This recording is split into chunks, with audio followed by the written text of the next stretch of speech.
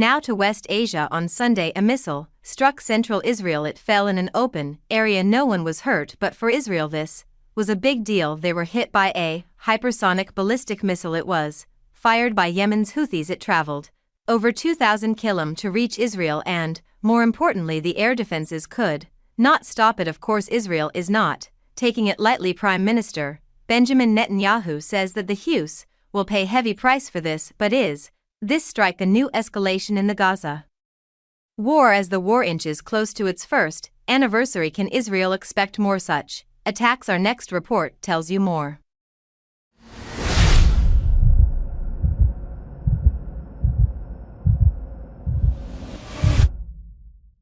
It was around 6:35 a.m. local time. The missile traveled 240 km in just 11.5 minutes to hit central Israel. There were loud booms. The air sirens went off. People rushed for cover. Soon, smoke billowed from a fire. The missile landed in an open field. A fragment of it fell at a train station. Some people were injured there. This is the longest-range missile to ever hit Israel. It came from Yemen. It was fired by the Houthis and it reached deep into Israeli territory. More importantly, Israeli air defense systems failed. Israel engaged two defense systems, the Iron Dome and the Arrow, yet it could not stop the missile from striking.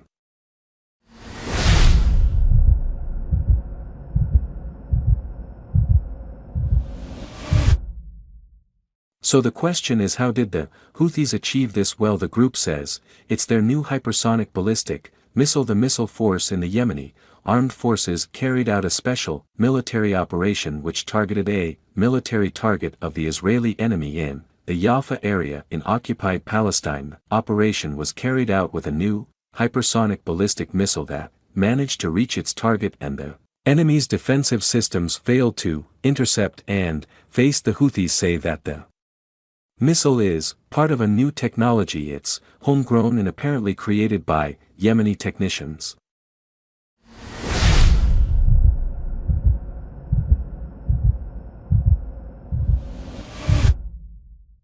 Well, the 1994 Yemeni civil war saw the first use of ballistic missiles, but since 2015 Yemen has been relying on Iranian support for both weapons and training. In fact, Saudi Arabia pointed it out recently. It called for more pressure on Iran to restrict the constant supply of weapons to the Houthis. Of course, this isn't the first such attack by the Houthis. Since November, the Houthis have targeted Israel and its perceived interests on land as well as in the Red Sea. It launched dozens of missiles and drone strikes. The strikes cut off vital waterways, disrupting global trade. In July this year, a Houthi drone strike penetrated Israel's air defenses. It ended up killing a civilian in Tel Aviv.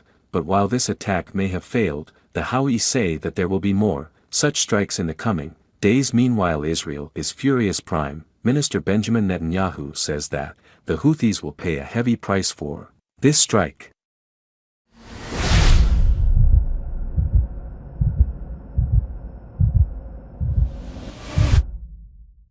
We are in a multi-front campaign against Iran's axis of evil, which is striving for our destruction. This morning the Houthis launched a Surfac-2S surface missile from Yemen into our territory. They should have known by now that we were exacting a heavy price for every attempt to harm us. Anyone who needs a reminder on this matter is welcome to visit the port of Haida. Whoever attacks us will not evade our strike.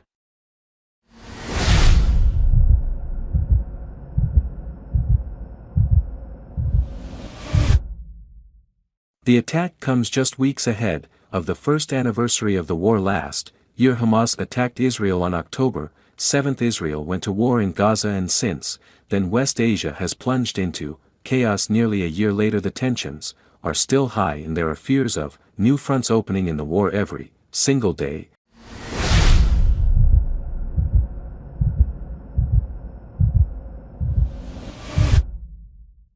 Thanks for watching this video.